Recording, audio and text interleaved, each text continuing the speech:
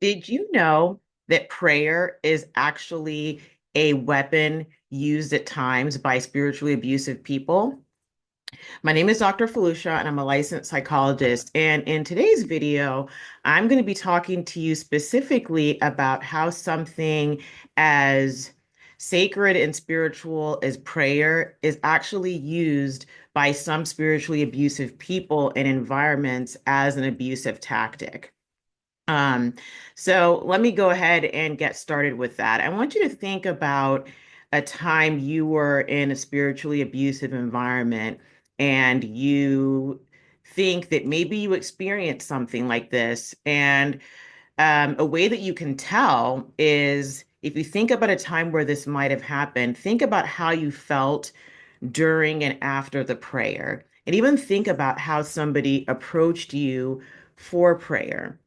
Now, prayer, depending on your religion or spiritual background, is going to look different for different people, right? For some people, a lot of their prayer is done individually.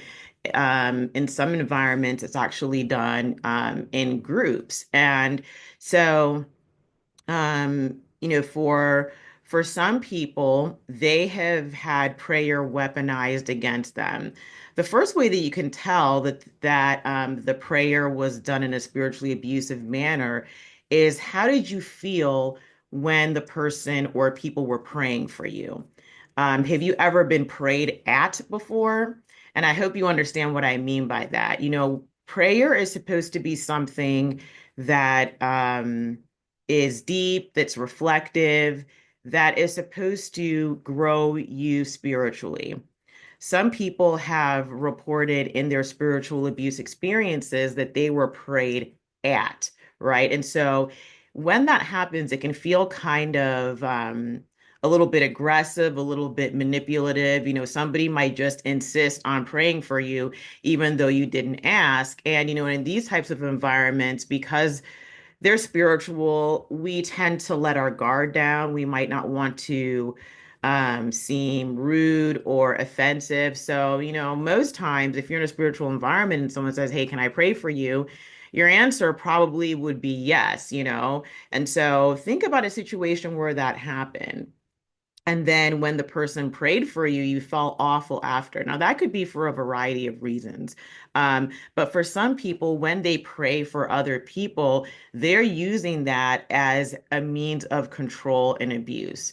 Um, I'll give you an example. So imagine, you're in this situation, somebody is praying for you, but the way they're praying for you feels kind of like aggressive and also kind of like a lecture, right? And so they could be saying things like this person is, so full of sin and they're doing all these bad things and whatnot. And so you feel kind of beaten up after. So I'm curious if you've ever had an experience like that, let me know in the comments section. Okay, so that's one way that can happen is, feeling prayed at instead of feeling prayed for or with. Another way that prayer can be spiritually abusive is it can violate your confidentiality, especially when you're in a group of people. A common theme that I see amongst spiritual abuse survivors is their confidentiality being violated. So basically, they told somebody something in private, something very sensitive, and then it gets out to other people. And maybe whatever they told was changed in some way, so the information isn't even right. But the point of that is when that occurs, it makes the person feel, humiliated and feel exposed and vulnerable. And that can also happen in prayer as well. In some spiritual environments or religious circles, people pray in groups and sometimes larger groups. And so imagine you're in a situation where somebody is praying for you and then they are talking about very personal and private things that you don't want anybody to know about, right? That has got to feel so uncomfortable. And I can hear some of you already reacting, saying, well, what if they didn't know? And, what if they didn't mean to, you know, give this information to other people? But something to remember is that just because somebody doesn't mean for something to be hurtful doesn't mean it's hurtful. And most people who, what I meant to say rather is just because someone is not intending to hurt someone, it doesn't erase the consequences of that. And in environments like that, when somebody shares something that is deeply personal, common sense would say don't share that information in front of a large group of people, or you might want to ask their permission first. And so, I can understand that, yes, there are exceptions to every rule. And on this channel, I can't go over every single thing that could possibly happen. But most of the times when that is done, the person on the receiving end feels very vulnerable and very ashamed, right? And it can be used as a way to kind of put that person in their place and let them know that they don't pull the strings, right? And so it's very important that you're aware of this in these types of situations. So prayer can be used as a way to shame somebody, to humiliate them, to share information about them that they didn't give anybody else permission to share. So you want to be careful about that. And then also, prayer can be used as a way to um, create a false sense of camaraderie between two people. Spiritually abusive people um, can act very predatory. And what I mean by that is that it's not that they just randomly go about and just abuse whoever's there. I mean, sometimes they can, but I'd ask you actually to reference a video that I have on my channel about being groomed for spiritual abuse. And prayer can actually be used as a grooming technique because when people pray together, they're sharing personal information, there's kind of a bond and there's a connection. And so an individual who is trying to target somebody can actually use the guise of prayer to create a false connection and also as a way of fishing for information, right? So imagine someone's like, "Oh, I need, can I pray for you?" And then you respond, "Yeah." And then they could say like, "Hey, what's on your mind or whatnot?"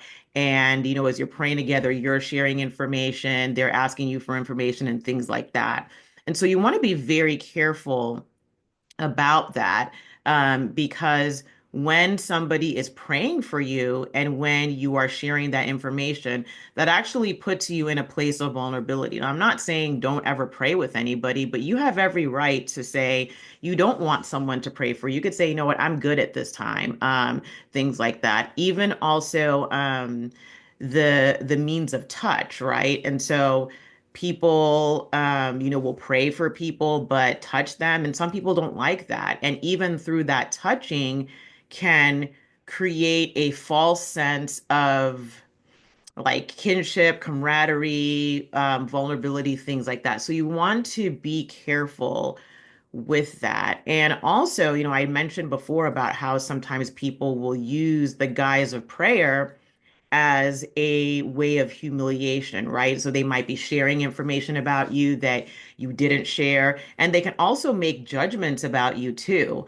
And even plenty of people that I've talked to have talked about how when they've been prayed for, they've been treated in like a patronizing, very condescending way. So they might be told that they're full of evil spirits and they're demon possessed and all those things. And regardless of whatever you think about those topics, there's a way to handle that and treat the person with dignity. And so it's not so much praying for somebody, but the intent that the person has and how they're doing it, right? So if they are praying for you out of genuine concern for you, then it's important that you feel that you're being treated with dignity, that your confidentiality is being respected, that your emotional and physical boundaries are being not accepted. What's the word I'm looking for? Respected. So, there have been times where people have been treated aggressively while they've been prayed for, right? Being kind of like grabbed firmly or even like pushed, not like shoved, but they're putting the hands on the head and they're like applying a lot of pressure so the person falls over, things like that. And so these sorts of shenanigans are just they're very frustrating to deal with, but they're also rooted in a place of control and domination. And so I tell you all this to tell you that that people who spiritually abuse other people can be very predatory. Okay. And so you want to always be on the lookout. If you don't trust someone, you don't know someone, you don't like them, you have every right to just say, you know what, no thanks, I'm good. And watch how they respond. If they get offended or they're like, well, you really need prayer, or, you have all these issues or whatever, well, that's a sign, that's a huge red flag. Okay. And also, just pay attention to those things. Pay attention to how you feel when you're being prayed for. Don't be so eager to share things if you don't feel comfortable doing that. Just be aware of that. So, anyway, I hope that information is helpful. If you haven't done so, please like, share, and subscribe. And let me know in the comments if you've ever had prayer weaponized against you. Okay. So, I hope you have a wonderful day that is filled with peace. Bye bye.